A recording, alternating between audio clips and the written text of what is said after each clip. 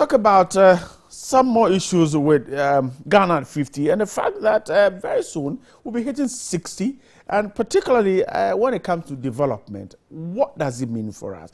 What can be done to rope in the informal sector and get it to be part of the development process in terms of job creation, growth, and all that? My guest in the studio will help us to understand this. He is a development economist, Ebenezer Anoa-Ama. Eben, welcome once again to News at 10. And for you, 59 years on, look, where can we say we are? Well, I thought by now we should have moved on, really. Ghana, more or less industrialized. We are not moving on? To a certain extent. We haven't made the progress that I thought we should make. Look, by the late 1960s and early 1970s, we were assembling vehicles in Ghana, and design vehicles, etc. As late as in the 80s, we were assembling new plant buses in Ghana. But where are all these things? They are no longer there. In the process, we have rather introduced or made the services sector very prominent.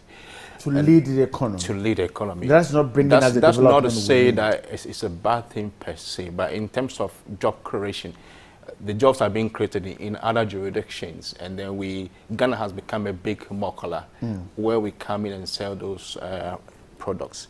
So in that regard, I don't think that we have really made a lot of progress.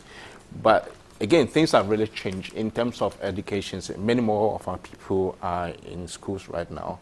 Also, whether the quality is good, that is another thing. Is it hopeless? I wouldn't say it's that hopeless, except that Ghanaians are very optimistic people, and we're expecting that we would have made much more progress than we have made now, and that is a problem. And as you rightly said, the informal sector is growing really. It's because in the past, government or the state used to be the main employer of Ghanaians. Over the period, the state's role in employment has actually dwindled. And the private formal sector is not able to absorb new workers and those that are being retrenched. And so where do they find themselves? They find themselves in the informal sector, and that has been a major problem. So that informal sector, you think, is what holds the key to development, job creation, and growth? Yes. Tell me about it. Because many of our people are employed there. And if we pay attention to it, then of course, it means people are working, it means they are having incomes, it means poverty reduction would improve, it means more wealth creation, it means welfare for our people. Incidentally, this is not automatic, because there are concerns for decent work. And what I mean by that is that the rights of people at work, employment, promotion, social dialogue, and social protection. A lot of people who are in the informal economy don't really have any social protection mechanisms. Right. So, for example, no pensions. In terms of disability, for example, they are not actually covered, and that is not good enough. We don't have social dialogue, so really most of them cannot unionize. And then when there are problems with employers, they don't know exactly where to go. And because they don't also have employment contract, you cannot enforce anything in the law court. So really, they are working under extreme, difficult conditions. And until we resolve these issues, the informal sector may still remain. How do we resolve this? Because a lot of work have gone into getting this sector to be part of the mainstream drive at creating growth. But we don't seem to see results. How do we resolve this? I think what we need to do as a nation is to have a strategy to try to formalize the informal economy. That is, reduce the informalization in there. What I mean is that we need to put all the stakeholders together, including the state government, including the Ministry of Employment and Labor Relations, including the Ministry of Finance, and the key actors, TUC, for example, so that we'll have parameters that would make the informal economy a bit more formal. What it means, therefore, is that, for example, would you need to necessarily register your company if you're going to start a company? Most people in the informal economy are not actually registered. What may be because they're located in areas where they find it difficult to do the registration. That is one. The second thing is that most of them are not very educated. So it just doesn't occur to them that you need to go and register your company. But most of them operate in districts, and every district in Ghana has a district assembly. And most district assemblies give, for example, business operating licenses. So, for example, can we reduce the requirements for registration for informal economic sector workers to maybe business operating license? Would it be accepted as legitimate, for example, so that many more people will come in, will go and acquire business operating license, and they have a backlook into the national system, so that once you acquire the business operating license, automatically you are registered to your company. That will mean that probably we need to look at our laws again.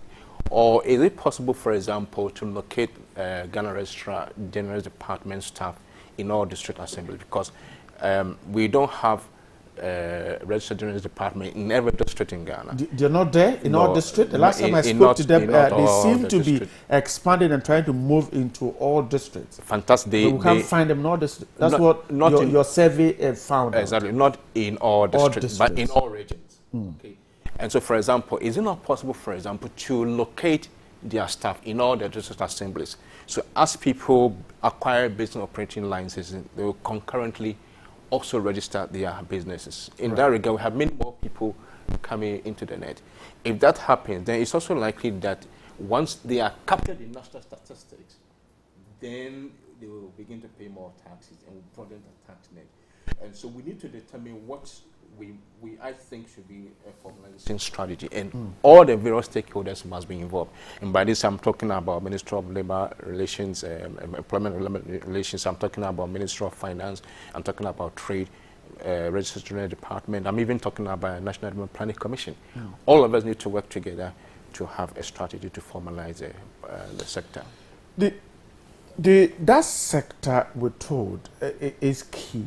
And yet, year in and year out, we find policies that are not tailored to get this sector to be in the mainstream.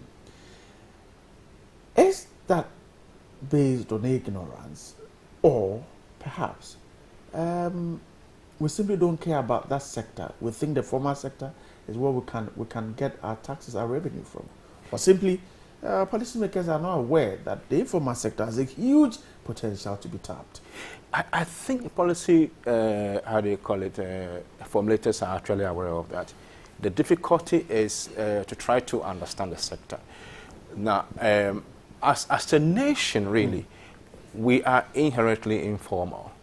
And so we don't really think about standards. So, for example, if I go to the market, in some jurisdictions, if I want to buy beans, for example, it is weighed on a scale, and there's a price attached to a certain quantum, a certain weight, a certain volume. Right. You know, here in Ghana, we don't really do that. And then even if I go to the market to buy beans, I'll ask for so they'll ask something to read, and then we bargain in that regard. And so we don't really have standards. So perhaps as a nation looking forward, we need to educate ourselves as the reason why we need to have standards. And that explains why all kinds of goods come into this country from other countries, and the standards are not really good because we don't really care about it. One reason why we having a large informal economy is because of education about standards, so on and so forth. So again, in my view, probably Ghana Standard Authority can also be roped in, so we can have measurements, as to what exactly must constitute standards for all of us. And we need to be trained, we need to have a changed mindset.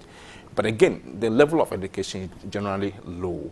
And that's a huge reason why we're unable to deal with this situation. It is. So, for example, my mother or my auntie or somebody who hasn't gone to school before and doesn't know how to read and write, how do we bring them on board? So it also means that generally, going forward, we need to ensure that many more of our people are being educated. I mean, at least primary school, JHS, SHS level must be compulsory for everybody. So we can all learn, we can all read, we can all interpret main figures, so on and so forth. So the informal economy can be resolved, the issues that can be resolved. using those who are there who are educated, for example. If you look at Mine 7, most of the people in there are actually youth, and they have JHS and SHS level of education. So it's not really desperate. If we can start with them, then this issue of standardization can be imbued into our national psyche. Eben, I'm grateful for your time tonight. Thank you. Thanks so much for joining. Ebenezer Anuama is a development economist. Of course, we'll talk more about the informal sector of Ghana's economy later on. But